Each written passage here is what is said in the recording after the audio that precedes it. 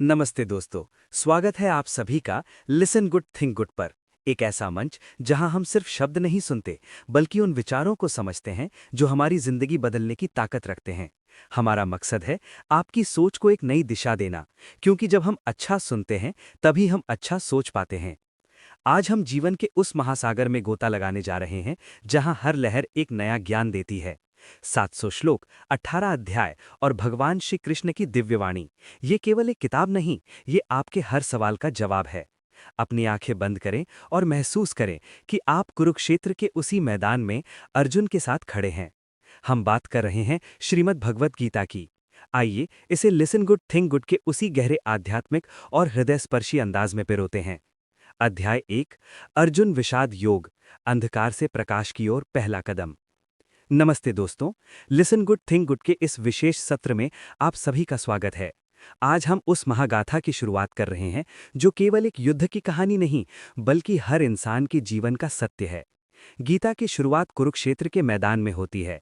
आध्यात्मिक दृष्टि से कुरुक्षेत्र हमारा ये संसार है और हमारा शरीर है, जहां हर पल सही और गलत का संघर्ष चलता है। इस अध्याय का नाम है विषाद योग। विषाद यानी दुख। क्या दुख भी योग हो सकता है? हाँ, क्योंकि जब इंसान अपने दुखों से हारकर ईश्वर को पुकारता है, वहीं से उसकी आध्यात्मिक यात्रा शुरू होती है। आइए कुरुक्षेत्र की उस ऐतिहासिक सुबह में चलते हैं। गीता की शुरुआत एक अंधे राजा धृतराष्ट्र के सवाल से होती है। संजय, धर्मभूमि कुरुक्षेत्र में मेरे और पांडु के पुत्रों ने क्या किया? धृतराष्ट्र केवल आंखों से नहीं बल्कि विवेक से भी अंधे थे। मेरे पुत्र का ये जो मोह है, यही सारे दुखों की जड़ है। जब हम मेरा और तुम्हारा करने लगते हैं तो अधर्म का जन्म होता है। धृतराष्ट्र का प्रश्न हमारी उस अज्ञानता का प्रतीक है जहां हम जानते हुए भी सत्य को देखना नहीं चाहते। मैदान में दो सेनाएं खड़ी हैं। एक तरफ कौरव हैं जो लोभ, ईर्ष्या और अहंकार का प्रतीक हैं। दूसरी तरफ पांडव हैं जो धर्म, धैर्य और सत्य के प्रतीक हैं। दुर्योधन अपनी सेना की शक्ति पर गर्व करता है, लेकिन उसे भीतर से डर है। हमारे मन में भी हर दिन ये दो सेनाएं टकराती हैं। एक मन कहता है स्वार्थी बनो, दूसरा कहता है पवित्र बनो। हम किसके पक्ष में खड़े हैं, यही हमारा चरित्र तय करता है। अर्जुन, जो एक महान योद्धा है, कृष्ण से कहता है, हे अच्युत, मेरे रथ को दोनों सेनाओं के बीच में खड़ा कीजिए। भगवान रथ को ठीक वहीं खड़ा करते हैं जहां सामने भीष्म और द्रोण जैसे प्रियजन खड़े थे। कृष्ण चाहते थे कि अर्जुन अपने मौन का सामना करे। जब तक हम अपनी कमियों और मोह को आंखों में आंखें डालकर नहीं देखते, हम उनसे मुक्त नहीं हो सकते। ईश्वर हमें अक्सर ऐसी परिस्थितियों में खड़ा कर देते हैं जहां हमें कड़े फैसले लेने पड़ते हैं। जैसे ही अर्जुन अपने परिजनों को देखता है, उसका गांडीव हाथ से छूट जाता है। उसका शरीर कांपने लगता है और आंखें भर आती हैं। वो कहता है, कृष्ण, अपनों को मारकर मिलने वाली जीत मुझे नहीं चाहिए।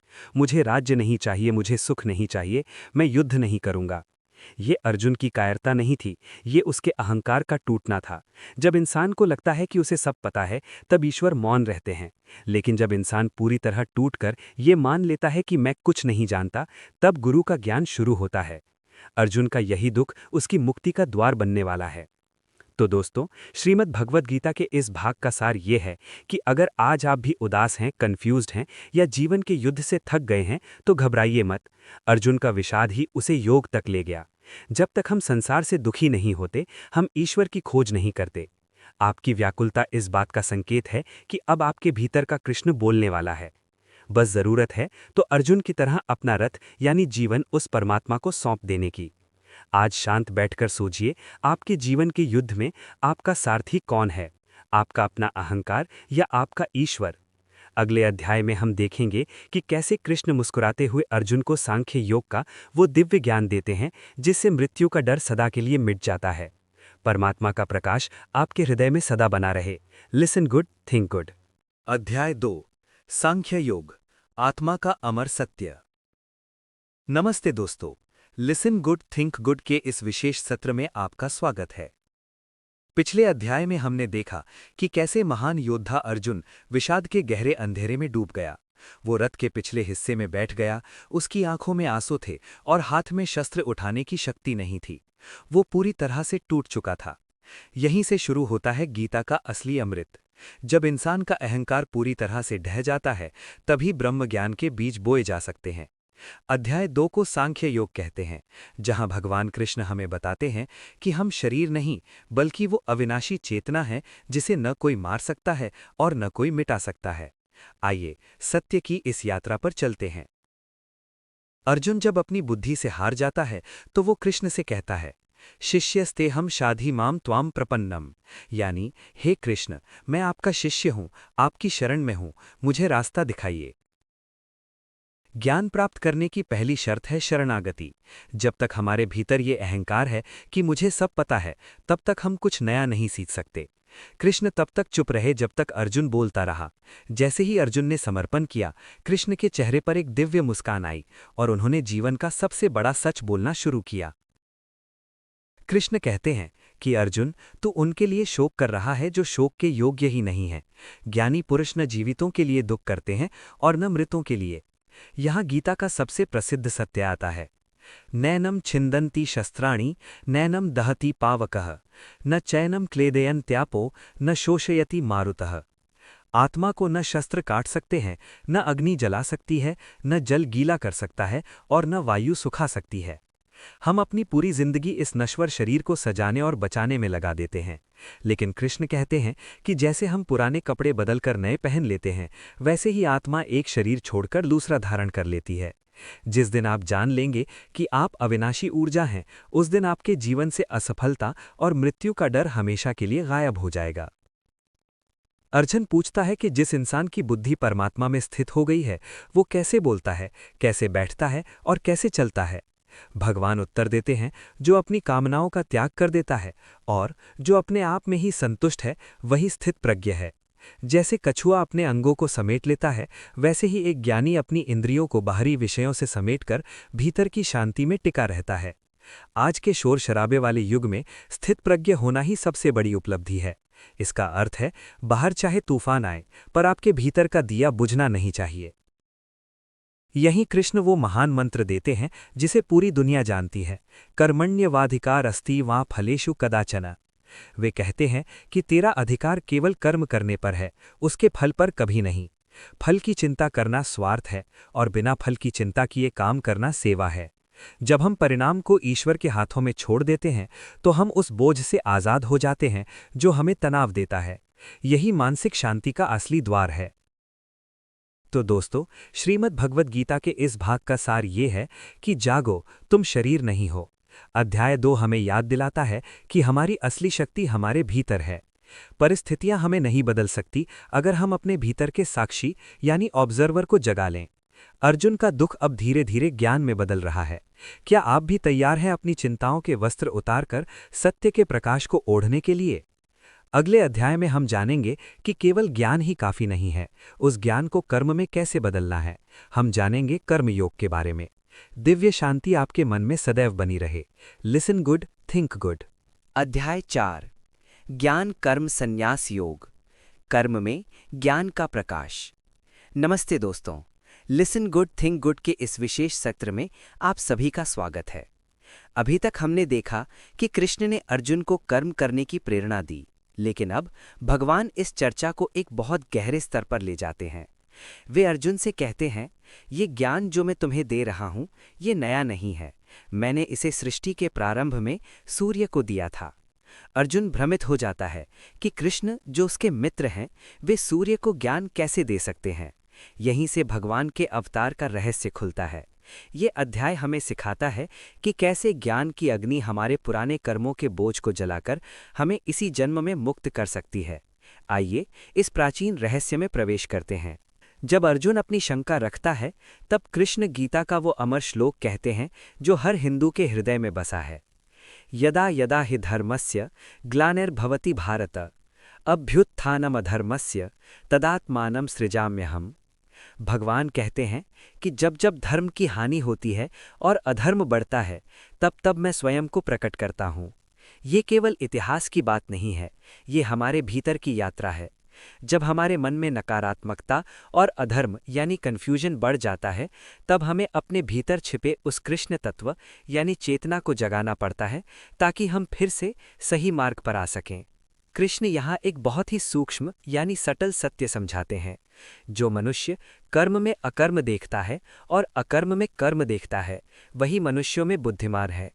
इसका अर्थ है कि एक ज्ञानी व्यक्ति बाहर से बहुत सक्रिय दिख सकता है, लेकिन भीतर से वो पूरी तरह शांत और स्थिर होता है, जैसे गहरा समंदर। वो जानता है कि शरीर काम कर रहा है, मैं नहीं। जब आप फल की इच्छा छोड़कर काम करते हैं तो आपका कर्म कर्म नहीं रहता, वो प्रसाद बन जाता है। भगवान कहते हैं, ज्ञानाग्नि ही सर्वकर्माणि भस्मसात् कुरुते तथा। जिस प्रकार प्रज्वलित अग्नि लकड़ी को जलाकर राख कर देती है, वैसे ही तत्व ज्ञान की अग्नि हमारे हजारों जन्मों के संचित कर्मों और पापों के बोझ को जलाकर राख कर देती है। हम अक्सर अपनी पुरानी गलतियों और पछतावे का बोझ ढोते रहते हैं, लेकिन कृष्ण कहते हैं कि एक बार जब तुम्हें सही ज्ञान हो जाता है तो तुम्हारा अतीत तुम्हें बांधना छोड़ देता है। ज्ञान आपको एक नई शुरुआत की शक्ति देता है। भगवान कहते हैं कि इस परम ज्ञान को पाने के लिए तुम्हें एक गुरु की शरण में जाना होगा। विनम्रता से प्रश्न पूछकर और सेवा करके उस सत्य को जानो। वे कहते हैं, श्रद्धावान लभते ज्ञानम, अर्थात जिसके पास श्रद्धा है वही ज्ञान प्राप्त कर सकता है। आज हमारे पास जानकारी बहुत है, पर ज्ञान की कमी है। जानकारी दिमाग को भरती है, पर श्रद्धा और गुरु का मार्गदर्शन हृदय को बदल देता है। बिना श्रद्धा के मिला ज्ञान केवल अहंकार बढ़ाता है। तो दोस्तों, श्रीमद् भगवद गीता के इस भाग का सार ये है कि ज्ञान प्राप्त करने का उद्देश्य दुनिया से भागना नहीं, बल्कि दुनिया में रहकर मुक्ति का अनुभव करना है। अध्याय 4 हमें सिखाता है कि अपने भीतर के संशय को ज्ञान की तलवार से काट डालो। जिस क्षण आप ये जान लेते हैं कि आप कौन हैं और आपका इस जगत से क्या संबंध है, उस क्षण आपका हर काम यज्ञ बन जाता है। संदेह को अपने हृदय में घर मत करने दीजिए, क्योंकि संशय करने वाला व्यक्ति कभी सुखी नहीं हो सकता। आज अपने भीतर के उस प्रकाश को महसूस करें जो हर कर्म को पवित्र बना देता है। अपनी श्रद्धा को जागृत रखें। अगले अध्याय में हम जानेंगे कि कैसे एक व्यक्ति दुनिया के सारे काम करते हुए भी कीचड़ में खिले कमल की तरह अछूता रह सकता है। हम जानेंगे कर्म संन्यास योग के बारे में। ईश्वर का ज्ञान आपके पथ को सदा प्रकाशित करे। Listen good, think good. अध्याय 5, कर्म संन्यास योग, कमल की तरह जीना। नमस्ते दोस्तों, लिसन गुड थिंक गुड के इस विशेष सत्र में आप सभी का स्वागत है। पिछले अध्यायों को सुनकर अर्जुन के मन में फिर एक सवाल उठा, प्रभु, आप एक तरफ कर्म करने को कहते हैं और दूसरी तरफ ज्ञान की प्रशंसा करते हैं। मुझे साफ साफ बताइए कि इन दोनों में से श्रेष्ठ रास्ता कौन सा है। दोस्तों, ये सवाल आज हमारा भी है। हमें लगता है कि या तो हम सफल हो सकते हैं या फिर शांत, या तो हम संसार में रह सकते हैं या अध्यात्म में। लेकिन अध्याय 5 में कृष्ण एक क्रांतिकारी बात कहते हैं। वे कहते हैं कि तुम्हें संसार छोड़ने की जरूरत नहीं है, बस संसार को देखने का नजरिया बदल दो। आइए जानते हैं कैसे हम कीचड़ में रहकर भी कमल बन सकते हैं। भगवान कहते हैं, हे अर्जुन, संन्यास और कर्मयोग दोनों ही परम कल्याण की ओर ले जाते हैं, लेकिन साधारण मनुष्य के लिए कर्म को छोड़ना नहीं, बल्कि कर्म को योग बना देना ज्यादा आसान और श्रेष्ठ है। कृष्ण समझाते हैं कि जो मनुष्य न किसी से द्वेष करता है और न किसी चीज की इच्छा करता है, वो घर में रहकर भी नित्य सन्यासी है। सन्यास कपड़ों का रंग बदलने में नहीं, बल्कि मन के रंग को बदलने में है। कृष्ण एक बहुत ही सुंदर उदाहरण देते हैं, लिप्यते न स पापेन पद्मपत्रमिवाम्भसा। वे कहते हैं कि जो मनुष्य अपने सारे कर्म परमात्मा को अर्पित कर देता है और आसक्ति को त्याग देता है, वो पापों से वैसे ही अछूता रहता है जैसे कमल का पत्ता पानी में रहकर भी कभी भीग नहीं पाता। हम अक्सर दूसरों की बातों, तनाव और हार जीत से भीग जाते हैं, यानी दुखी हो जाते हैं। लेकिन कर्मयोगी वो है जो दुनिया के बीच रहता है, अपनी पूरी जिम्मेदारी निभाता है, पर अपनी आंतरिक शांति को कभी कम नहीं होने देता। वो दुनिया में है, पर दुनिया उसके भीतर नहीं है। एक ज्ञानी व्यक्ति की पहचान क्या है? कृष्ण कहते हैं कि जो विद्या विनय संपन्न ब्राह्मण में, गाय में, हाथी में, कुत्ते में और एक चांडाल में भी एक ही परमात्मा को देखता है, वही वास्तव में ज्ञानी है। जब हम ऊंच नीच और भेदभाव से ऊपर उठकर सबके भीतर उसी एक दिव्य चेतना को देखते हैं, तो हमारे भीतर से घृणा और ईर्ष्या खत्म हो जाती है। यही समत्व ही मोक्ष का द्वार है। अध्याय के अंत में कृष्ण शांति पाने का गुप्त मंत्र देते हैं।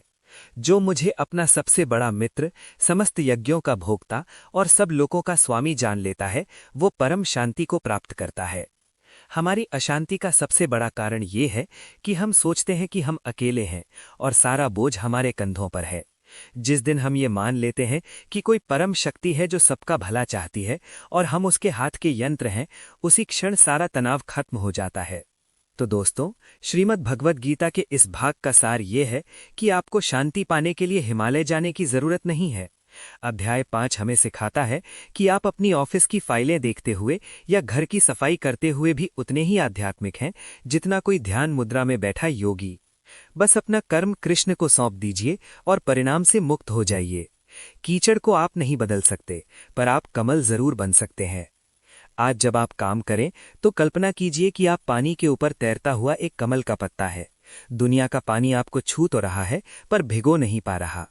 अगले अध्याय में हम जानेंगे ध्यान योग के बारे में, जहां कृष्ण हमें मन को वश में करने की वो तकनीक बताएंगे जो आज के युग में सबसे ज्यादा जरूरी है। आपके भीतर की शांति सदैव अटल रहे। Listen good, think good. अध्याय 6 आज की भागदौड़ भरी जिंदगी के लिए सबसे बड़ा लाइफ लेसन है। ये अध्याय मन की अशांति, तनाव और चिंता का अंतिम समाधान देता है। आइए इसे लिसन गुड थिंक गुड की उसी शांत और गहरे प्रभाव वाली शैली में समझते हैं। अध्याय 6 आत्म संयम योग, मन की शांति का महामार्ग। नमस्ते दोस्तों, लिसन गुड थिंक गुड के इस विशेष सत्र में आप सभी का स्वागत है। हम अक्सर बाहर की दुनिया को जीतने की कोशिश करते हैं, लेकिन क्या कभी हमने उस भीतर की दुनिया को जीतने का प्रयास किया है, जहां हमारे विचारों का तूफान चलता रहता है? भगवान कृष्ण कहते हैं कि जिसका मन उसके वश में नहीं है, उसके लिए उसका अपना मन ही सबसे बड़ा शत्रु है। अध्याय 6 हमें ध्यान की उस गहराई में ले जाता है जहां शब्द शांत हो जाते हैं और आत्मा का प्रकाश दिखाई देने लगता है। यह अध्याय हमें सिखाता है कि कैसे हम अपने अशांत मन को अपना सबसे अच्छा मित्र बना सकते हैं। आइए इस आंतरिक यात्रा की शुरुआत करते हैं। भगवान कृष्ण एक बहुत बड़ा सत्य कहते हैं, उद्रेदात्मनात्मानम नात्मानमवसादयेत आत्मैव ह्यात्मनो बंधुरात्मैव रिपुरात्मनः। मनुष्य को चाहिए कि वो अपने मन के द्वारा अपना उद्धार करे, खुद को नीचे न गिराए, क्योंकि यही मन आत्मा का मित्र है और यही मन आत्मा का शत्रु भी है। यदि आपका मन आपकी बात मानता है तो वो आपका सबसे अच्छा दोस्त है जो आपको ऊंचाइयों पर ले जाएगा। लेकिन यदि आप मन की इच्छाओं के गुलाम हैं तो वही मन आपको गर्त में गिरा देगा।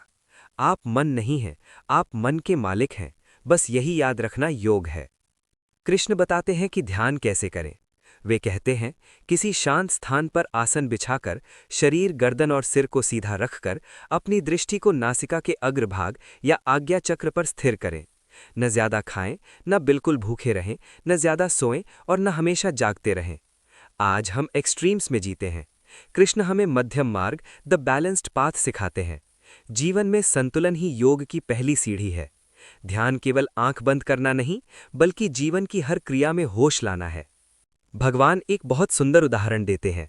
जैसे किसी स्थान पर जहां हवा ना चल रही हो, वहां दीपक की लौ बिना हिले स्थिर रहती है, वैसी ही स्थिरता एक योगी के मन की होती है जब वो आत्मा का ध्यान करता है। हमारा मन हवा के झोंकों की तरह उड़ते हुए विचारों से भरा है। ध्यान का अभ्यास उस हवा को शांत कर देता है।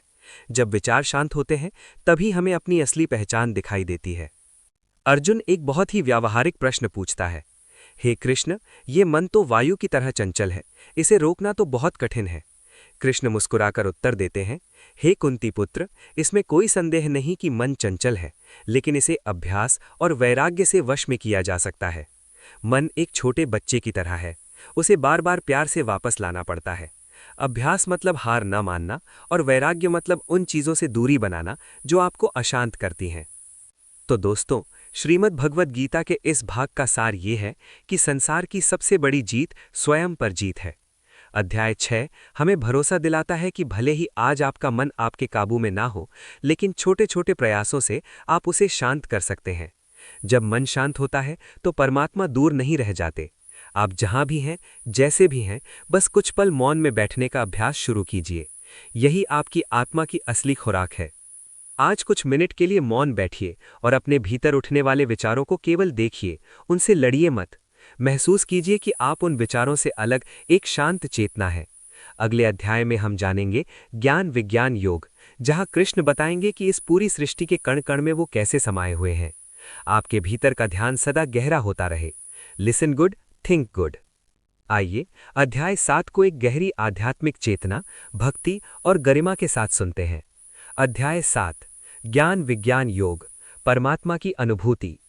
नमस्ते दोस्तों, लिसन गुड थिंक गुड के इस पवित्र अंक में आप सभी का स्वागत है। अभी तक हमने कर्म और मन के संयम को समझा, लेकिन अब हम उस द्वार पर खड़े हैं जहां से स्वयं भगवान श्री कृष्ण अपनी अनंत महिमा का वर्णन शुरू करते हैं। ज्ञान विज्ञान योग केवल सूचना नहीं है, ये उस निराकार परमात्मा को साकार रूप में पहचानने की दृष्टि है। जब हम कहते हैं कि कण कण में ईश्वर है, तो उसका वास्तविक अर्थ क्या है? ये अध्याय हमें सिखाता है कि कैसे हम संसार की हर वस्तु में उस परम चेतना के दर्शन कर सकते हैं। आइए पूरी श्रद्धा और विनम्रता के साथ भगवान के इस दिव्य ऐश्वर्य को समझने का प्रयास करते हैं।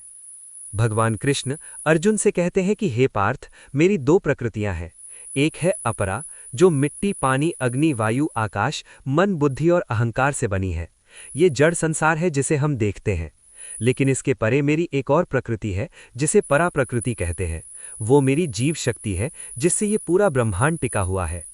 हमें अक्सर लगता है कि हम केवल हड्डी और मांस का शरीर हैं, लेकिन भगवान हमें याद दिला रहे हैं कि हमारे भीतर जो चेतना है वो उनकी अपनी दिव्य शक्ति का एक हिस्सा है। हम सब उस परमात्मा की अनंत ऊर्जा की एक छोटी सी इकाई है। अर्जुन के मन में जिज्ञासा थी कि भगवान को कहाँ ढूंढे। तब कृष्ण ने अपनी व्यापकता का रहस्य खोला। उन्होंने कहा, अर्जुन, मैं जल का स्वाद हूं, मैं सूर्य और चंद्रमा का प्रकाश हूं, मैं आकाश की ध्वनि और वेदों का ओमकार हूं, मैं मनुष्य का पौरुष और बुद्धिमानों की बुद्धि हूं। भगवान को ढूंढने के लिए कहीं दूर जाने की आवश्यकता नहीं है। जब भी आप प्रकृति की सुंदरता देखें, जल की शीतलता महसूस करें या सूर्य की ऊर्जा देखें, तो समझें कि आप साक्षात भगवान का ही एक रूप देख रहे हैं। भगवान कहते हैं कि ये संसार मेरी त्रिगुणी माया से ढका हुआ है। सत्व रज और तम, ये तीन गुण इंसान की बुद्धि पर पर्दा डाल देते हैं, जिससे वो परमात्मा को नहीं देख पाता। लेकिन इस माया से पार कैसे पाएं? भगवान स्वयं इसका समाधान देते हैं। दैवी हेया ईशा गुणमयी मम माया दुरत्यया मामेव ये प्रपद्यन्ते माया मेताम तरन्त्यते। जो मेरी शरण में आ जाते हैं, जो खुद को मुझे समर्पित कर देते हैं, वे इस कठिन माया को पार कर जाते हैं। यहाँ समर्पण की शक्ति को सर्वोपरि बताया गया है। कृष्ण बताते हैं कि 4 तरह के लोग उनकी भक्ति करते हैं। 1. आर्त, जो संकट या दुख के समय भगवान को पुकारते हैं। 2. अर्थार्थी, जो धन या सांसारिक सुखों के लिए प्रार्थना करते हैं। 3. जिज्ञासु, जो सत्य को जानने की इच्छा रखते हैं। 4. ज्ञानी, जो जानते हैं कि भगवान के अलावा और कुछ नहीं सत्य है। भगवान कहते हैं, यद्यपि ये चारों ही श्रेष्ठ हैं, लेकिन ज्ञानी भक्त मुझे सबसे प्रिय है, क्योंकि वो मुझसे किसी वस्तु के लिए नहीं, बल्कि केवल मुझसे जुड़ने के लिए प्रेम करता है। तो दोस्तों, श्रीमद् भगवद गीता के इस भाग का सार ये है कि परमात्मा हमसे दूर नहीं है, वे हमारे अस्तित्व का आधार हैं। जैसे माला के मणियों के बीच एक धागा पिरोया होता है जो दिखाई नहीं देता पर सबको जोड़ कर रखता है, वैसे ही भगवान इस संसार के कण कण में व्याप्त हैं। जब हम अपनी अहंकार की आंखों को बंद करके श्रद्धा की आंखें खोलते हैं, तब हमें हर जीव में, हर वृक्ष में और हर सांस में उसी श्री कृष्ण के दर्शन होने लगते हैं।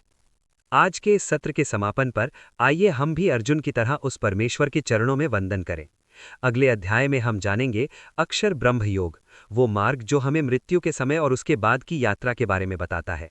ये अत्यंत गुप्त और पवित्र ज्ञान है। भगवान आप सबका कल्याण करे। Listen good, think good. अध्याय 8, अक्षर ब्रह्म योग, शाश्वत की ओर यात्रा।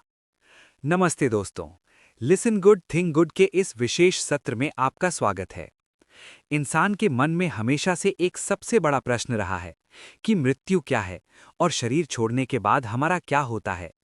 भगवान श्री कृष्ण ने गीता के 8वें अध्याय में इसी रहस्य से पर्दा उठाया है। इसे अक्षर ब्रह्म योग कहते हैं। अक्षर का अर्थ है जिसका कभी क्षरण न हो, जो कभी नष्ट न हो। ये अध्याय हमें सिखाता है कि कैसे हम अपने अंतिम समय को एक अंत नहीं, बल्कि उस परम धाम की ओर एक नई शुरुआत बना सकते हैं। आइए पूरी श्रद्धा के साथ इस दिव्य मार्ग को समझते हैं। अध्याय की शुरुआत अर्जुन के 7 गंभीर प्रश्नों से होती है। अर्जुन पूछता है, हे पुरुषोत्तम, वो ब्रह्म क्या है? अध्यात्म क्या है? कर्म क्या है और अंत समय में आपको कैसे जाना जा सकता है? भगवान उत्तर देते हैं, वह परम अविनाशी तत्व ब्रह्म है। प्रत्येक जीव के भीतर रहने वाली उसकी अपनी दिव्य प्रकृति अध्यात्म है और प्राणियों के अस्तित्व के लिए किया जाने वाला त्याग कर्म है। यहाँ कृष्ण स्पष्ट कर रहे हैं कि परमात्मा कहीं बाहर नहीं, बल्कि हमारे ही अस्तित्व के मूल रूप में स्थित हैं। भगवान कृष्ण एक बहुत बड़ा रहस्य बताते हैं। यम यम वापि स्मरन भावम त्यजत्यन्ते कलेवरम तम तमे वैति कौन्तेय सदा तद्भाव भावितः। हे अर्जुन, मनुष्य अंत समय में जिस जिस भाव का स्मरण करते हुए शरीर छोड़ता है, वह उसी भाव को प्राप्त होता है। हमारी पूरी जिंदगी का निचोड़ हमारे आखिरी विचार में होता है। यदि हमने जीवन भर केवल संसार, धन और मोह का चिंतन किया, तो अंत समय में भी वही याद आएगा। लेकिन जिसने जीवन भर परमात्मा का स्मरण किया, वह अंत में परमात्मा में ही विलीन हो जाता है।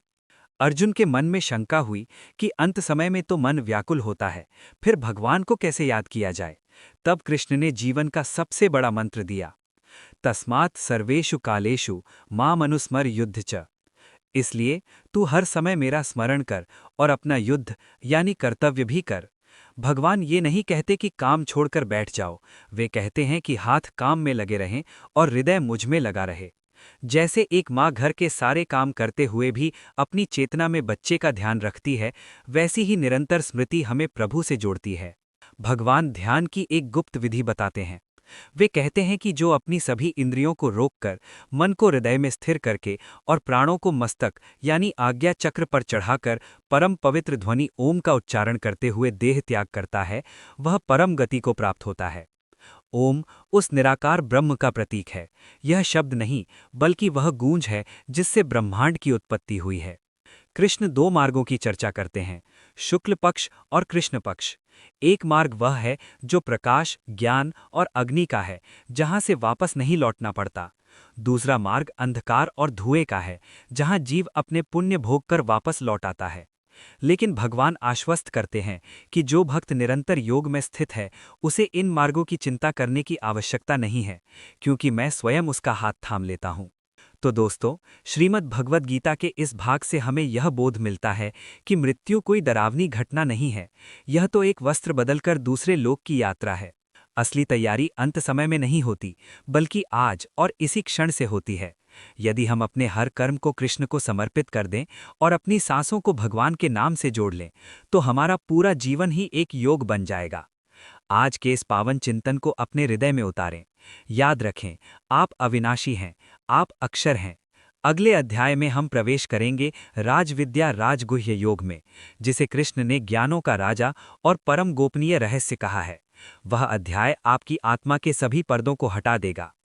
ईश्वर की कृपा आप पर बनी रहे। Listen good, think good. Shrimad Bhagavad Gita का सार केवल श्लोकों में नहीं, बल्कि हमारे हर दिन के संघर्ष, हमारी जीत और हमारी हार में छिपा है।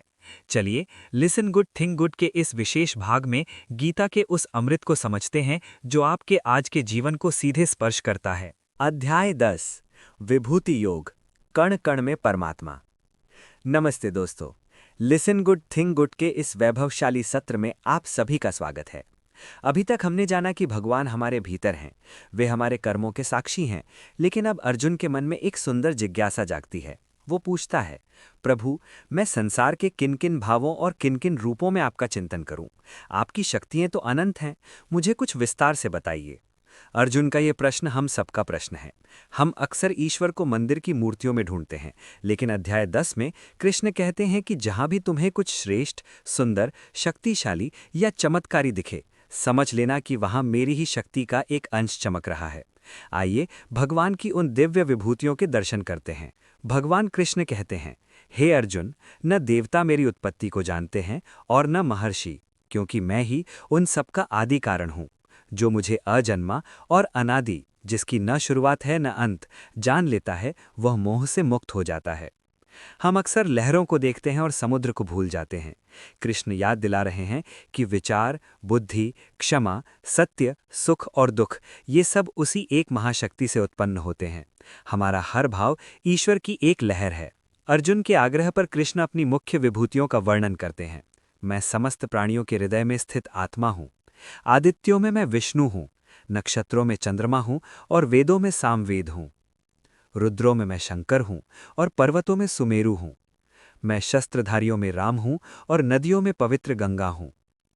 भगवान ये क्यों बता रहे हैं? ताकि हम जब भी गंगा को देखें तो हमें केवल पानी न दिखे, ईश्वर की पवित्रता दिखे। जब हम हिमालय को देखें तो हमें केवल पत्थर न दिखे, ईश्वर की अडिगता दिखे। ये अध्याय हमें संसार को साधना में बदलना सिखाता है। कृष्ण आगे कहते हैं, मैं छल करने वालों में जुआ हूँ, तेजस्वियों में तेज हूँ और विजेताओं में विजय हूँ। वृक्षों में मैं पीपल हूँ और सिद्धों में कपिल मुनि हूँ। आप चाहे खिलाड़ी हों, कलाकार हों या छात्र, जब आप अपनी कला के शिखर पर पहुंचते हैं, जब आप अपनी बेस्ट परफॉर्मेंस देते हैं, तो वो एक्सीलेंस ही परमात्मा है। भगवान केवल पूजा पाठ में नहीं, बल्कि आपकी काबिलियत और आपकी प्रतिभा में भी प्रकट होते हैं। अध्याय के अंत में कृष्ण एक बहुत ही विस्मयकारी बात कहते हैं, अर्जुन, मेरी इन विभूतियों का कोई अंत नहीं है। मैंने जो बताया वह तो मात्र एक संकेत है। सच तो ये है कि मैं इस पूरे ब्रह्मांड को अपने एक अंश मात्र से धारण करके स्थित हूँ। सोचिए, ये विशाल ब्रह्मांड जिसे विज्ञान भी पूरा नहीं समझ पाया, वह परमात्मा का केवल एक छोटा सा हिस्सा है। यह जानकर हमारा सारा अहंकार मिट्टी में मिल जाता है और हम उस विराट सत्ता के सामने नतमस्तक हो जाते हैं। तो दोस्तों, श्रीमद् भगवत गीता के इस भाग का सार ये है कि ईश्वर से जुड़ने के लिए दुनिया से आंखें बंद करने की ज़रूरत नहीं है, बल्कि आंखें खोलकर हर चीज़ में उस ईश्वर के हस्ताक्षर यानी सिग्नेचर देखने की ज़रूरत है। अध्याय 10 हमें सकारात्मक दृष्टि देता है। जब आप फूल की खुशबू लें, उगते सूरज को देखें या किसी की निस्वार्थ मदद देखें, तो मुस्कुराकर कहें कि यहाँ मेरे कृष्ण हैं। जिस दिन आपको कण कण में वे दिखाई देने लगेंगे, उसी दिन आपका जीवन एक निरंतर प्रार्थना बन जाएगा। आज अपने आसपास की सबसे सुंदर चीज में ईश्वर को खोजने का प्रयास करें, उनकी विभूति को महसूस करें। अगले अध्याय में हम केवल उनके बारे में सुनेंगे नहीं, बल्कि अर्जुन के साथ उनका विश्व रूप देखेंगे, जहां शब्द भी कम पड़ जाएंगे। उस विराट वैभव का स्मरण आपके मन को शांति दे। Listen good, think good. अध्याय 11 विश्व रूप दर्शन योग, ईश्वर का विराट स्वरूप। नमस्ते दोस्तों, लिसन गुड थिंक गुड की इस पावन यात्रा में आज हम उस पड़ाव पर हैं जहां तर्क समाप्त होता है और साक्षात अनुभव शुरू होता है। अभी तक अर्जुन ने कृष्ण के मुख से उनकी महिमा सुनी थी, लेकिन अब अर्जुन के मन में एक तीव्र इच्छा जागी। हे प्रभु, जिस ऐश्वर्य का आपने वर्णन किया, क्या मैं उसे अपनी आंखों से देख सकता हूँ? ये जिज्ञासा हम सबकी है। हम ईश्वर के बारे में पढ़ते हैं, सुनते हैं, पर क्या हम उन्हें देख सकते हैं? भगवान ने कहा, अर्जुन, इन चर्म चक्षुओं से, साधारण आंखों से तुम मुझे नहीं देख सकते, मैं तुम्हें दिव्य दृष्टि देता हूँ। आइए उस पल का अनुभव करें जब अर्जुन के सामने काल का चक्र और अनंत कोटि ब्रह्मांड एक साथ प्रकट हुए। संजय धृतराष्ट्र को बताते हैं कि जैसे ही भगवान ने अपना विराट स्वरूप प्रकट किया, ऐसा लगा मानो आकाश में हजारों सूर्य एक साथ उदय हो गए हों। उस प्रकाश की कोई सीमा नहीं थी। ईश्वर का स्वरूप केवल प्रकाश नहीं है, वो उस परम सत्य का बोध है जिसे हमारी सीमित बुद्धि नहीं समझ सकती। जब दिव्य दृष्टि मिलती है, तब हमें समझ आता है कि हम जिसे संसार कह रहे हैं, वो उस परमात्मा का एक छोटा सा हिस्सा मात्र है। अर्जुन ने देखा कि भगवान के शरीर में ही पूरा ब्रह्मांड समाया हुआ है। उसमें ब्रह्मा, शिव, ऋषि, देवता और 10 दिशाएं मौजूद थीं। अर्जुन ने भगवान के अनेक मुख, अनेक नेत्र और अनंत हाथ देखे। न उनका कोई आदि यानी शुरुआत थी, न मध्य और न ही अंत। ये दर्शन हमें सिखाता है कि हम सब अलग नहीं हैं, हम सब उसी एक विराट शरीर के अंग हैं। जिसे हम अपना शत्रु मान रहे हैं, वह भी उसी में है, और जिसे मित्र मान रहे हैं, वह भी उसी में है। सारा भेद मिट जाता है। विश्व रूप के उस सौम्य रूप के साथ साथ अर्जुन ने उनका भयानक काल रूप भी देखा। अर्जुन ने देखा कि धृतराष्ट्र के पुत्र और बड़े बड़े योद्धा भगवान के विकराल मुख में समा रहे हैं। अर्जुन भय से कांप उठा और पूछा, हे उग्र रूप वाले प्रभु, आप कौन हैं? भगवान ने उत्तर दिया, कालोस्मि लोकक्षय कृत प्रवृद्धो, मैं लोकों का नाश करने वाला बढ़ा हुआ महाकाल हूँ। ये जो योद्धा खड़े हैं, ये मेरे द्वारा पहले ही मारे जा चुके हैं। अर्जुन, तू तो केवल निमित्त मात्र बन। अक्सर हमें लगता है कि हम दुनिया चला रहे हैं, हम जीत रहे हैं या हार रहे हैं, लेकिन सच तो ये है कि समय सब कुछ पहले ही तय कर चुका है। हमें बस अपना कर्तव्य पूरी ईमानदारी से निभाना है, यह जानते हुए कि परिणाम परमात्मा के हाथ में है। भगवान का ये रूप देखकर अर्जुन का अहंकार पूरी तरह गल गया। वो हाथ जोड़कर कांपते हुए प्रार्थना करने लगा। उसने कहा, प्रभु, मैंने अनजाने में आपको सखा समझकर जो भी अनुचित कहा हो, खेल कूद में या हंसी मजाक में आपका जो भी अपमान किया हो, उसके लिए मुझे क्षमा करें। आप ही इस जगत के पिता हैं, पूज्य हैं और गुरुओं के गुरु हैं। जब अर्जुन भयभीत हो गया तो भगवान ने अपना वो विराट रूप समेटा और पुनः अपने चतुर्भुज और फिर 2 भुजाओं वाले सौम्य कृष्ण रूप में प्रकट हुए। भगवान ने कहा, अर्जुन, मेरा ये रूप न वेदों से, न तप से, न दान से प्राप्त किया जा सकता है। ये केवल अनन्य भक्ति से ही सुलभ है। तो दोस्तों, श्रीमद् भगवद गीता के इस भाग का सार ये है कि ईश्वर विराट भी हैं और हमारे सबसे करीब भी। वे काल भी हैं और करुणा भी। अध्याय 11 हमें ईगो से मुक्त करता है। जब हम अपनी तुच्छता और भगवान की विराटता को देख लेते हैं, तब हमारे भीतर का मैं मर जाता है और समर्पण का जन्म होता है। याद रखिए, आप उस अनंत शक्ति का हिस्सा हैं। आपको केवल उसका यंत्र यानी इंस्ट्रूमेंट बनना है। आज इस विराट दर्शन को अपने ध्यान में उतारें। महसूस करें कि आप उस परम चेतना की गोद में हैं। अगले अध्याय में हम प्रवेश करेंगे भक्ति योग में, जहां भगवान बताएंगे कि साकार और निराकार में से कौन सी भक्ति श्रेष्ठ है। वो अध्याय प्रेम और शांति की पराकाष्ठा है।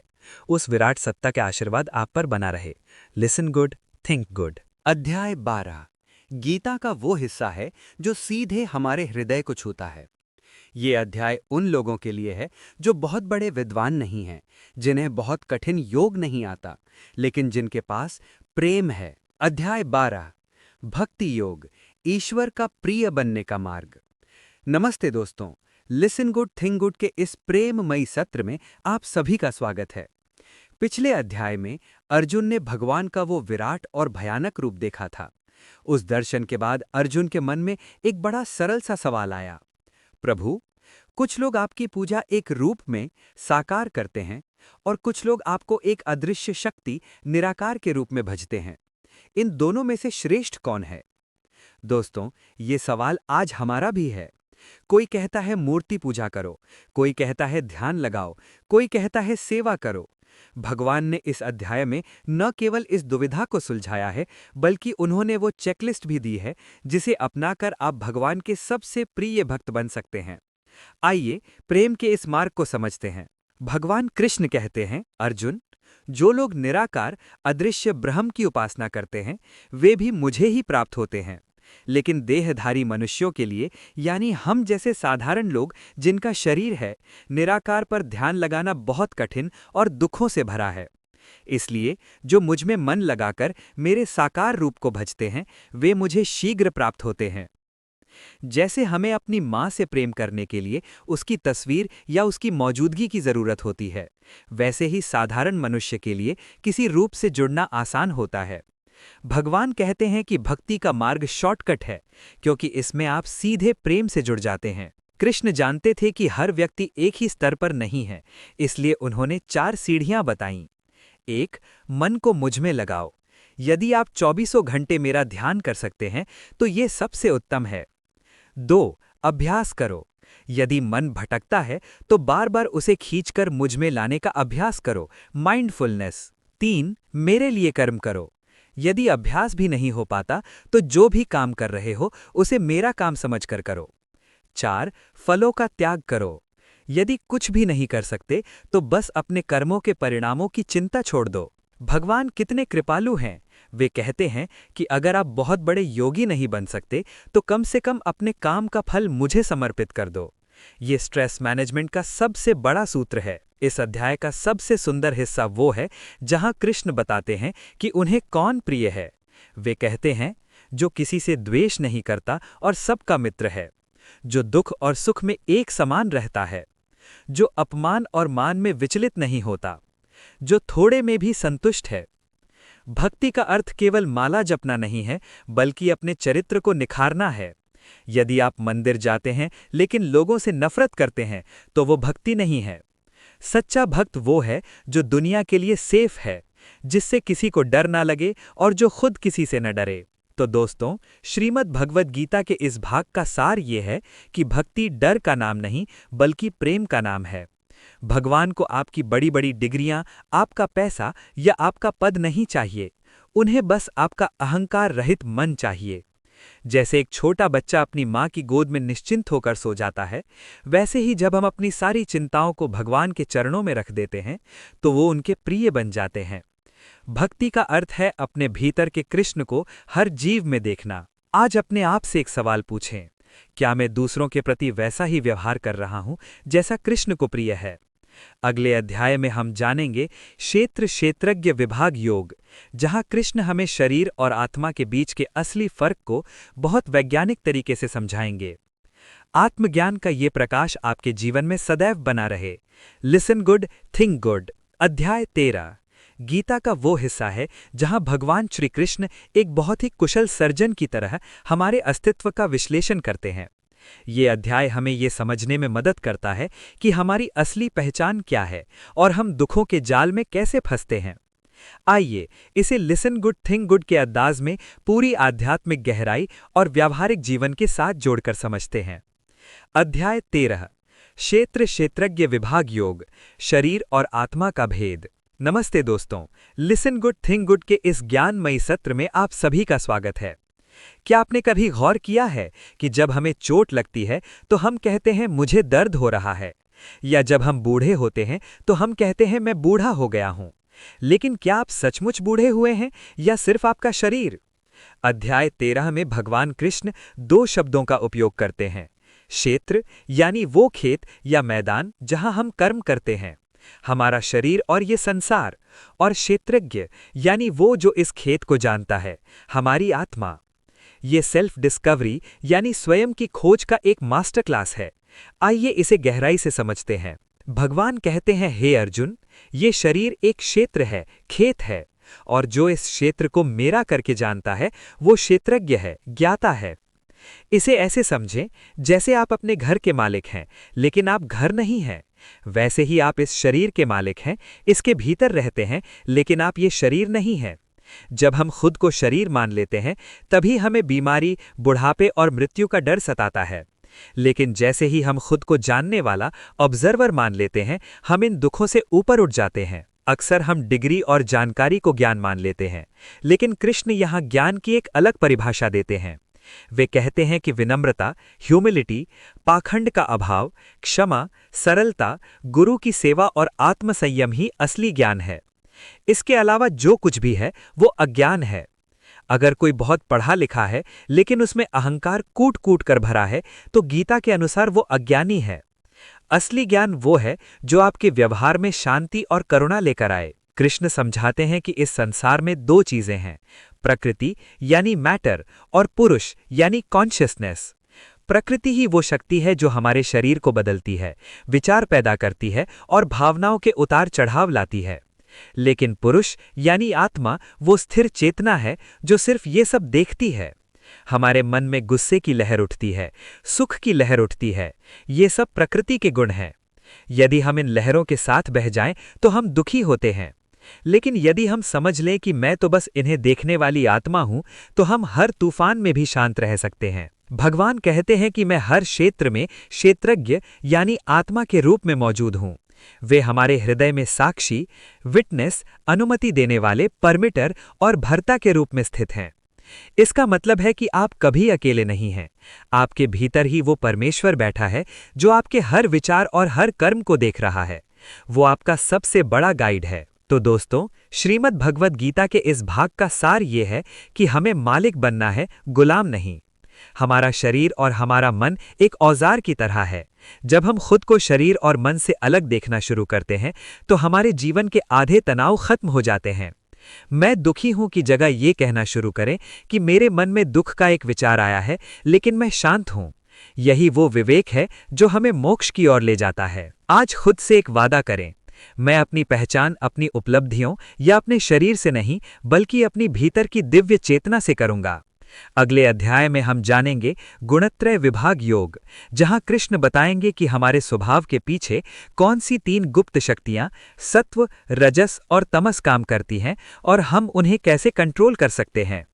आत्मज्ञान का ये प्रकाश आपके जीवन में सदैव बना रहे। Listen good, think good.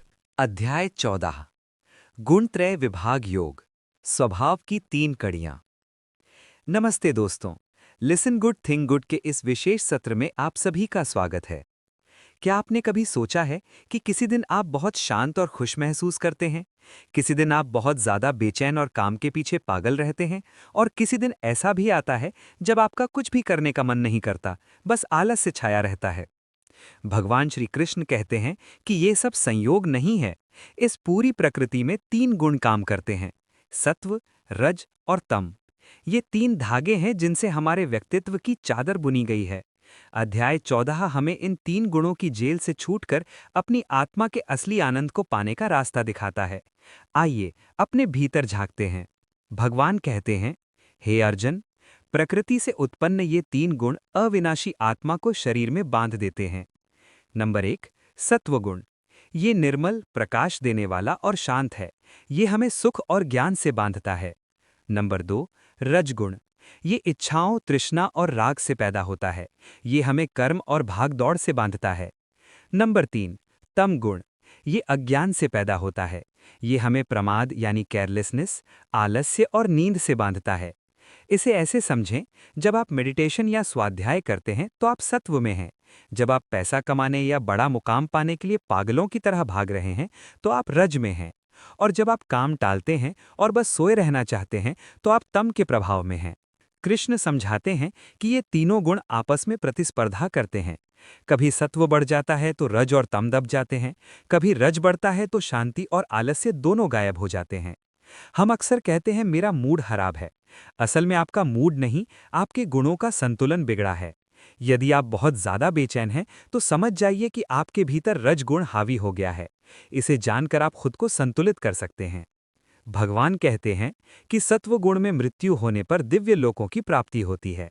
रजगुण में मृत्यु होने पर फिर से कर्म प्रधान मनुष्य योनि मिलती है, और तम गुण में मृत्यु होने पर अधम योनियों या मूढ़ता में जन्म मिलता है। इसका अर्थ ये है कि हम अपनी पूरी लाइफ में जिस स्टेट ऑफ माइंड का अभ्यास करते हैं वही हमारी अंतिम गति तय करती है। इसलिए निरंतर प्रयास करना चाहिए कि हम कम से कम सत्व गुण यानी ज्ञान और शांति में स्थित रहें। अर्जुन पूछता है, प्रभु, इन तीनों गुणों से ऊपर उठे हुए व्यक्ति के लक्षण क्या हैं? कृष्ण बहुत सुंदर जवाब देते हैं। वे कहते हैं कि जो व्यक्ति इन गुणों के आने जाने से नफरत नहीं करता, जो साक्षी भाव यानी ऑब्जर्वर में रहता है, जिसे दुख सुख, पत्थर सोना और प्रिय अप्रिय एक समान लगते हैं, वही गुणातीत है। असली फ्रीडम ये नहीं है कि आपके मन में विचार न आए। असली फ्रीडम ये है कि विचार आए, मूड बदले, लेकिन आप अंदर से विचलित न हो। आप जान लें कि ये तो गुणों का खेल है, मैं तो इनसे अलग हूं। तो दोस्तों, श्रीमद् भगवद गीता के इस भाग का निचोड़ ये है कि हमें अपने स्वभाव का विश्लेषण करना चाहिए। यदि आप तामसिक यानी आलसी हैं तो रजगुण का सहारा लेकर ऊपर उठें। यदि आप राजसिक यानी बेचैन हैं तो सत्वगुण का सहारा लें। लेकिन लक्ष्य है इन तीनों से ऊपर उठकर उस परमात्मा में स्थित होना जहां कोई द्वंद्व नहीं है। हम इन गुणों के हाथ की कठपुतली नहीं हैं, हम इनके स्वामी हैं। आज रात सोने से पहले गौर कीजिएगा कि आज आपका कौन सा गुण सबसे ज्यादा हावी था। अगले अध्याय में हम जानेंगे पुरुषोत्तम योग, जिसे वेदों का सार कहा गया है। ये गीता के सबसे रहस्यमय अध्यायों में से एक है। अपनी चेतना को जागृत रखें। Listen good, think good. अध्याय 15, पुरुषोत्तम योग, संसार का रहस्य और परम पुरुष। नमस्ते दोस्तों, लिसन गुड थिंक गुड के इस विशेष सत्र में आपका स्वागत है। क्या आपने कभी सोचा है कि ये संसार क्या है, हम यहाँ क्यों आए हैं, और इस पूरी व्यवस्था का अंत कहाँ है? भगवान श्री कृष्ण 15वें अध्याय में एक बहुत ही अद्भुत उदाहरण देते हैं। वे इस संसार की तुलना एक उल्टे पेड़ से करते हैं, जिसकी जड़ें ऊपर आकाश में हैं और शाखाएं नीचे जमीन की ओर। ये अध्याय हमें ये समझने में मदद करता है कि हमें संसार रूपी पेड़ में कहाँ फंसे हैं और कैसे ज्ञान की कुल्हाड़ी से इसके बंधनों को काटकर हम उस परम धाम को प्राप्त कर सकते हैं जहाँ से लौटकर वापस नहीं आना पड़ता। आइए इस गुप्त रहस्य को जानते हैं। भगवान कहते हैं कि ये संसार एक अश्वत्थ यानी पीपल का पेड़ है। इसकी जड़ें ऊपर परमात्मा में हैं और इसकी शाखाएं नीचे हमारे कर्मों के रूप में फैली हुई हैं। इसे उल्टा पेड़ इसलिए कहा गया है क्योंकि हमारा स्रोत वो परमात्मा है, लेकिन हम इसकी नीचे फैली टहनियों यानी पैसा, रिश्ते, पद में ही उलझ कर रह गए हैं। हम शाखाओं को तो पानी दे रहे हैं, लेकिन अपनी असली जड़ यानी ईश्वर को भूल गए हैं। जब तक हम जड़ से नहीं जुड़ेंगे, हम कभी तृप्त नहीं होंगे। भगवान कहते हैं कि इस मजबूत जड़ों वाले पेड़ को वैराग्य के हथियार से काटना होगा। वैराग्य का मतलब घर छोड़ना नहीं है, बल्कि ये समझना है कि ये संसार नाशवान है और यहाँ कुछ भी स्थायी नहीं है। हम जिस चीज से बहुत ज्यादा चिपक जाते हैं वही हमें दुख देती है। वैराग्य वो मानसिक शक्ति है जो हमें दुनिया में रहने तो देती है, पर दुनिया को हमारे ऊपर हावी नहीं होने देती। भगवान एक बहुत ही गहरा सत्य उजागर करते हैं। ममये वांशो जीव लोके जीव भूतः सनातनः। वे कहते हैं, इस संसार में प्रत्येक जीव मेरा ही सनातन अंश है। जैसे सूर्य की एक किरण सूर्य का ही हिस्सा है, वैसे ही आप उस परमात्मा के ही अंश हैं। लेकिन मन और इंद्रियों के मोह में पड़कर आप अपनी दिव्यता को भूल गए हैं। आप कभी अकेले या कमजोर नहीं हैं। आपके भीतर वही शक्ति है जिसने चांद सितारों को बनाया है। बस कमी है तो स्वयं को पहचानने की। भगवान कहते हैं कि मैं ही मनुष्यों के शरीर में वैश्वनार यानी पाचन अग्नि बनकर स्थित हूं और 4 प्रकार के अन्नों को पचाता हूं। सोचिए, हम खाना तो खा लेते हैं, पर उसे पचाने पर हमारा कोई कंट्रोल नहीं है। वो ईश्वरीय शक्ति ही है जो हमारे भीतर काम कर रही है। गीता हमें सिखाती है कि हमारे शरीर का कण कण उस ईश्वर का ऋणी है। अंत में कृष्ण बताते हैं कि इस संसार में 2 प्रकार के पुरुष हैं, क्षर यानी नाशवान शरीर और अक्षर यानी अविनाशी जीवात्मा। लेकिन इन दोनों से उत्तम एक और है जिसे परमात्मा या पुरुषोत्तम कहा जाता है। जो मुझे इस रूप में जान लेता है वो सब कुछ जान लेता है। तो दोस्तों, श्रीमद् भगवद गीता के इस भाग का सार ये है कि हमारा असली घर ये संसार नहीं, बल्कि वो पुरुषोत्तम परमात्मा है। हमें संसार रूपी पेड़ की टहनियों पर बैठे पंछी की तरह हैं। हमें शाखाओं के मोह को छोड़कर उस आकाश की ओर उड़ना है जहां असली आज़ादी है। जिस दिन आप जान लेंगे कि आप कृष्ण के अंश हैं, उस दिन दुनिया का कोई भी डर आपको छू नहीं पाएगा। आज भोजन करते समय याद कीजिएगा कि आपके भीतर बैठा वो परमात्मा ही उस भोजन को ऊर्जा में बदल रहा है। उनके प्रति कृतज्ञ रहें। अगले अध्याय में हम जानेंगे दैवासुर संपद विभाग योग, जहां कृष्ण हमारे भीतर के देवता और असुर के बीच के फर्क को साफ करेंगे। ये अध्याय चरित्र निर्माण के लिए सबसे महत्वपूर्ण है। ईश्वर की चेतना आपके भीतर सदैव जागृत रहे। Listen good, think good. अध्याय 16 दैवासुर संपद विभाग योग, हमारे भीतर के देव और दानव। नमस्ते दोस्तों, लिसन गुड थिंक गुड के इस विशेष सत्र में आप सभी का स्वागत है। अक्सर लोग पूछते हैं कि दुनिया में कुछ लोग इतने दयालु और शांत क्यों होते हैं, जबकि कुछ लोग क्रूर और स्वार्थी। भगवान श्री कृष्ण कहते हैं कि हम सब अपने साथ कुछ संस्कार या संपत्तियां लेकर आते हैं। एक है दैवी संपदा जो हमें मुक्ति की ओर ले जाती है, और दूसरी है आसुरी संपदा जो हमें बंधनों और दुखों में जकड़ लेती है। ये अध्याय किसी दूसरे की बुराई ढूंढने के लिए नहीं, बल्कि अपने भीतर छिपे असुर को पहचानने और देवता को जगाने के लिए है। आइए इस मनोवैज्ञानिक और आध्यात्मिक सत्य को समझते हैं। भगवान कृष्ण अर्जुन को 26 गुणों की एक सूची देते हैं जो एक ऊंची आत्मा की पहचान है। वे कहते हैं, अर्जुन, निर्भयता, फियरलेसनेस, मन की शुद्धि, ज्ञान में दृढ़ता, दान, इंद्रिय संयम, अहिंसा, सत्य और क्रोध न करना, ये दैवीय लक्षण हैं। आज के दौर में हम बाहरी संपदा, मकान, गाड़ी तो जमा करते हैं, लेकिन क्या हम इन आंतरिक संपत्तियों पर ध्यान देते हैं? कृष्ण कहते हैं कि जिसके पास अहिंसा और क्षमा का धन है, वही वास्तव में अमीर है, क्योंकि यही गुण उसे मानसिक शांति और ईश्वर के करीब ले जाते हैं। अब कृष्ण उन गुणों के बारे में बताते हैं जो हमें पतन की ओर ले जाते हैं: पाखंड, घमंड, अभिमान, क्रोध, कठोरता और अज्ञान। आसुरी प्रवृत्ति के लोग मानते हैं कि ये संसार ईश्वर रहित है, इसका कोई आधार नहीं है और भोग विलास ही जीवन का अंतिम लक्ष्य है। जब कोई व्यक्ति कहता है कि मैं ही सब कुछ हूँ, मैंने ही ये सब कमाया है, मैं अपने शत्रुओं को मिटा दूंगा, तो समझ जाइए कि वो आसुरी शक्ति के प्रभाव में है। ये सोच इंसान को कभी तृप्त नहीं होने देती और उसे चिंताओं की आग में जलाती रहती है। भगवान कृष्ण एक बहुत ही महत्वपूर्ण चेतावनी देते हैं जो आज के युवा और हर मनुष्य के लिए लाइफ लेसन है।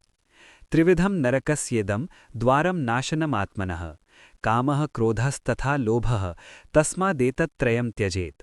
वे कहते हैं, काम, लस्ट और एक्सेसिव डिजायर, क्रोध, एंगर और लोभ, ग्रीड, ये नरक के 3 द्वार हैं जो आत्मा का नाश कर देते हैं, इसलिए इनका त्याग कर देना चाहिए। नरक कोई जमीन के नीचे की जगह नहीं है।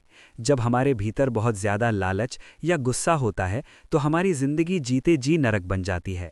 हम अपनी शांति खो देते हैं और गलत फैसले लेने लगते हैं। अध्याय के अंत में कृष्ण कहते हैं कि क्या सही है और क्या गलत, इसका निर्णय करने के लिए शास्त्रों को प्रमाण मानो। अपनी मनमानी इच्छाओं के पीछे भागने वाला व्यक्ति न सुख पाता है और न ही परम गति। यहाँ शास्त्र का अर्थ केवल पुरानी किताबें नहीं, बल्कि वो अनुशासन और नैतिक मूल्य हैं जो ऋषियों ने हमारे भले के लिए बनाए हैं। मर्यादा में रहना ही सुख की कुंजी है। तो दोस्तों, श्रीमद् भगवद गीता के इस भाग का सार यह है कि हमारे पास हर पल एक चॉइस है, एक चुनाव है। क्या हम गुस्से को चुनेंगे या क्षमा को? क्या हम लालच को चुनेंगे या संतोष को? हम जो चुनते हैं वही हमारा भविष्य तय करता है। दैवी गुणों को अपनाना कठिन हो सकता है, लेकिन उसका फल अमृत है। और आसुरी गुणों का रास्ता आसान लग सकता है, लेकिन उसका अंत विषाद है। आज अपने भीतर झांकिए और ईमानदारी से पूछिए, क्या मेरे भीतर कोई ऐसा असुर जैसे ईर्ष्या या गुस्सा है जिसे मुझे आज ही छोड़ने की जरूरत है? अगले अध्याय में हम जानेंगे श्रद्धात्रय विभाग योग, जहां कृष्ण बताएंगे कि हमारे खाने पीने, पूजा करने और दान देने के पीछे कौन सी श्रद्धा काम करती है। आपकी आत्मा का देवत्व सदैव जागृत रहे। Listen good, think good. अध्याय 17 श्रद्धात्रय विभाग योग, जीवन शैली का विज्ञान। Hariom. Listen good think good के इस सत्र में आपका स्वागत है। क्या आपने कभी सोचा है कि कुछ लोग सादा भोजन पसंद करते हैं, जबकि कुछ को बहुत तीखा और चटपटा ही अच्छा लगता है? कुछ लोग शांति से दान देते हैं और कुछ लोग दान देने के बाद उसका ढिंढोरा पीटते हैं। भगवान श्री कृष्ण कहते हैं कि हर इंसान के भीतर एक श्रद्धा, बिलीफ होती है, और ये श्रद्धा 3 प्रकार की होती है: सात्विक, राजसिक और तामसिक। अध्याय 17 हमें सिखाता है कि हम अपनी छोटी छोटी आदतों को सुधारकर कैसे अपनी चेतना को ऊंचा उठा सकते हैं। ये अध्याय हमारे आहार से लेकर हमारे व्यवहार तक का आईना है। आइए इसे विस्तार से जानते हैं। कृष्ण कहते हैं कि हम जो खाते हैं वो केवल हमारे शरीर को नहीं, बल्कि हमारे मन को भी प्रभावित करता है। वे भोजन को 3 श्रेणियों में बांटते हैं। पहला, सात्विक आहार, जो आयु, बुद्धि, बल और आरोग्य बढ़ाने वाला हो, जो रसयुक्त, चिकना और हृदय को भाने वाला हो, जैसे ताजे फल, दूध, अनाज। दूसरा, राजसिक आहार, जो बहुत कड़वा, खट्टा, नमकीन, बहुत गर्म, तीखा और जलन पैदा करने वाला हो। ऐसा भोजन रोग और चिंता पैदा करता है। तीसरा, तामसिक आहार, जो आधा पका हुआ, बेस्वाद, दुर्गंध युक्त और जूठा हो। ये आलस्य और अज्ञान बढ़ाता है। आज की फास्ट फूड संस्कृति राजसिक और तामसिक है, जो हमें बीमार और मानसिक रूप से अस्थिर बनाती है। यदि आप मन की शांति चाहते हैं तो अपने आहार को सात्विक बनाने से शुरुआत करें। भगवान केवल जंगलों में जाकर तप करने की बात नहीं करते, वे हमारे रोजमर्रा के जीवन में 3 तरह की तपस्या बताते हैं। पहला, शरीर का तप, देवताओं, गुरुओं और विद्वानों का पूजन, शुद्धि, सरलता और ब्रह्मचर्य। दूसरा, वाणी का तप, अनुद्वेगकरम वाक्यम सत्यम प्रियहितम च यत्, यानी ऐसा बोलना जिससे किसी को दुख न हो, जो सत्य हो, प्रिय हो और हितकारी हो। तीसरा, मन का तप, मन की प्रसन्नता, सौम्यता, मौन और आत्मसंयम। यदि आप किसी को कड़वा बोलकर सच कह रहे हैं तो वो तपस्या नहीं है। वाणी का तप तब है जब आप सत्य को भी बड़ी विनम्रता और प्रेम से कहें। कृष्ण दान के बारे में एक बहुत बड़ा सत्य बताते हैं। पहला, सात्विक दान, जो कर्तव्य समझकर सही समय पर सही पात्र को और बिना किसी बदले की उम्मीद के दिया जाए। दूसरा, राजसिक दान, जो क्लेश के साथ या बदले में कुछ पाने की उम्मीद, नाम, शोहरत से दिया जाए। तीसरा, तामसिक दान, जो बिना सत्कार के, तिरस्कार के साथ और कुपात्र यानी गलत व्यक्ति को दिया जाए। दान देने के बाद ये भूल जाना कि आपने दिया है, वही असली दान है। मैं दाता हूं का भाव ही दान के पुण्य को कम कर देता है। अध्याय के अंत में कृष्ण ओम तत्सत मंत्र का महत्व बताते हैं। वे कहते हैं कि परमात्मा के ये 3 नाम श्रेष्ठ हैं। किसी भी शुभ कर्म, यज्ञ या दान की शुरुआत में ओम कहना उसे पवित्र बनाता है। तत् का अर्थ है कि ये सब उसका यानी ईश्वर का है, और सत का अर्थ है कि वह परमात्मा ही एकमात्र सत्य है।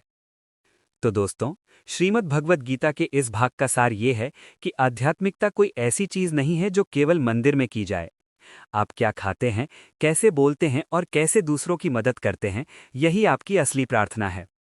अपनी आदतों को सात्विक बनाएं, जब आपका आहार और विचार शुद्ध होंगे तो आपकी श्रद्धा अपने आप परमात्मा में टिक जाएगी। याद रखिए, आपकी हर छोटी सी अच्छी आदत आपको भगवान के और करीब ले जाती है। आज अपने भोजन और अपनी वाणी पर ध्यान दीजिएगा, क्या वे सात्विक हैं? अब हम उस महान शिखर पर पहुंच गए हैं जहां ज्ञान की नदियां भक्ति के सागर में जाकर मिलती हैं। अध्याय 18 मोक्ष संन्यास योग श्रीमद् भगवद गीता का अंतिम अध्याय और पूरी गीता का महासार है। ये अध्याय उन लोगों के लिए है जो जानना चाहते हैं कि अंततः सब कुछ समझने के बाद जीना कैसे है। आइए इसे लिसन गुड थिंक गुड की सबसे दिव्य और हृदयस्पर्शी शैली में समझते हैं। अपनी आत्मा को इस अंतिम अमृत के लिए तैयार करें। Listen good think good. अध्याय 18 मोक्ष संन्यास योग पूर्ण समर्पण और विजय। नमस्ते दोस्तों, लिसन गुड थिंक गुड के इस ऐतिहासिक और अंतिम सत्र में आप सभी का स्वागत है। आज हम उस द्वार पर खड़े हैं जहां से भगवान श्री कृष्ण अर्जुन को संसार में वापस भेजेंगे, लेकिन एक बदले हुए इंसान के रूप में। अर्जुन का आखिरी सवाल बड़ा व्यावहारिक है। प्रभु, सन्यास यानी सब कुछ छोड़ देना और त्याग में क्या फर्क है? हम अक्सर सोचते हैं कि आध्यात्मिक होने के लिए घर-बार छोड़ना पड़ेगा, लेकिन कृष्ण इस अध्याय में समझाते हैं कि असली आज़ादी बाहर भागने में नहीं, बल्कि मन के भीतर के कर्तव्य को पहचानने में है। ये अध्याय जीवन के हर पहलू, काम, बुद्धि, सुख और शांति का निचोड़ है। आइए इस अंतिम अमृत का पान करते हैं। भगवान कहते हैं, अर्जुन, कर्मों को पूरी तरह छोड़ देना संन्यास नहीं है, बल्कि कर्मों के फल यानी रिजल्ट्स की इच्छा का त्याग कर देना ही असली त्याग है। भगवान कहते हैं कि यज्ञ, दान और तप जैसे शुभ काम कभी नहीं छोड़ने चाहिए। बस उन्हें इस भाव से करो कि मैं केवल अपना कर्तव्य निभा रहा हूं। जब आप परिणाम के बोझ से आज़ाद होकर काम करते हैं तो आप कभी तनावग्रस्त नहीं होते। यही जीवन जीने की श्रेष्ठ कला है। कृष्ण यहाँ सुख को भी 3 श्रेणियों में बांटते हैं, जो हमारे लिए बहुत बड़ा सबक है। एक, सात्विक सुख, जो शुरुआत में जहर जैसा लगे पर अंत में अमृत के समान हो, जैसे अनुशासन, कसरत या पढ़ाई। ये आत्मबोध से मिलता है। राजसिक सुख, जो शुरुआत में अमृत जैसा लगे पर अंत में जहर जैसा, जैसे इंद्रियों के क्षणिक भोग या बुरा काम। 3, तामसिक सुख, जो शुरू से अंत तक केवल आलस्य और मोह पैदा करे। यदि आप कुछ बड़ा हासिल करना चाहते हैं तो उस जहर को पीने की आदत डालिए, जो बाद में अमृत बनेगी। भगवान कहते हैं, दूसरे के कर्तव्य को अच्छी तरह करने से बेहतर है कि इंसान अपना कर्तव्य, भले ही वो छोटा हो, अपनी प्रकृति के अनुसार करे। हम अक्सर दूसरों की नकल करते हैं। कृष्ण कहते हैं कि हर इंसान एक विशेष गुण लेकर पैदा हुआ है। अपनी सहज प्रकृति को पहचानना और उसके अनुसार कर्म करना ही ईश्वर की सबसे बड़ी पूजा है। अंत में कृष्ण अर्जुन को वो बात कहते हैं जो गीता का प्राण है। सर्वधर्माण परित्यज्य मामेकम शरणम व्रज, अहम त्वाम सर्व पापेभ्यो मोक्षयिष्यामि मा शुचः। अर्जुन, तू सब धर्मों, चिंताओं, रास्तों, उलझनों को छोड़कर केवल मेरी शरण में आ जा। मैं तुझे समस्त पापों और बंधनों से मुक्त कर दूंगा, तू शोक मत कर। ये ईश्वर का सबसे बड़ा आश्वासन है। जब हम पूरी तरह सरेंडर कर देते हैं तो हमारी सारी जिम्मेदारी परमात्मा उठा लेते हैं। फिर जीवन युद्ध नहीं, एक दिव्य उत्सव बन जाता है। कृष्ण पूछते हैं, अर्जुन, क्या तेरा मोह नष्ट हो गया? क्या तुझे ज्ञान प्राप्त हुआ? अर्जुन हाथ जोड़कर कहता है, नष्टो मोहः स्मृतिर्लब्धा करिष्ये वचनम तव। प्रभु, मेरा मोह नष्ट हो गया है। मुझे अपनी असली पहचान याद आ गई है। अब मैं वही करूंगा जो आप कहेंगे। ज्ञान वही है जो आपको एक्शन यानी कर्म के लिए तैयार करे, न कि आपको भागने पर मजबूर करे। संजय इस महान संवाद को समाप्त करते हुए कहते हैं, यत्र योगेश्वरः कृष्णो यत्र पार्थो धनुर्धरः तत्र श्रीर विजयो भूतिः ध्रुवा नीतिर्मतिर्मम। अर्थात जहाँ योगेश्वर श्री कृष्ण है और जहाँ गांडीवधारी अर्जुन है, वहीं श्री, लक्ष्मी, विजय, विभूति और अचल नीति है। जहाँ ज्ञान और पुरुषार्थ एक साथ मिल जाते हैं, वहाँ सफलता को आना ही पड़ता है। गीता हमें केवल हाथ जोड़ना नहीं सिखाती, वह हमें हाथ में गांडी पकड़कर धर्म के लिए लड़ना सिखाती है। तो दोस्तों, अध्याय 1 के उस विषाद से लेकर अध्याय 18 के इस महासमर्पण तक हमने सिर्फ एक संवाद नहीं सुना, बल्कि हमने अपनी ही आत्मा की आवाज़ को सुना है। आज जब ये शब्द शांत होंगे तो कोशिश कीजिएगा कि गीता की ये सीख केवल आपके कानों तक न रह जाए। इसे अपने चरित्र में उतरने दीजिएगा। जब भी जीवन आपको थकाए, जब भी दुविधाओं का कुरुक्षेत्र आपको घेर ले, तो याद रखिएगा कि आपके भीतर भी एक कृष्ण बैठा है जो आपका हाथ थामने के लिए हमेशा तैयार है। गीता हमें घर छोड़ना नहीं, बल्कि घर में रहकर मोह छोड़ना सिखाती है। ये हमें भागना नहीं, बल्कि डटकर लड़ना और मुस्कुराते हुए जीतना सिखाती है। याद रखिए, आप इस अनंत ब्रह्मांड का एक दिव्य हिस्सा हैं। आप न कभी अकेले थे, न हैं और न कभी होंगे। दोस्तों, लिसन गुड थिंक गुड का हमारा ये परिवार केवल वीडियो देखने के लिए नहीं, बल्कि एक सकारात्मक बदलाव के लिए है। गीता के इस महायात्रा में हमारे साथ बने रहने के लिए आप सभी का हृदय से आभार।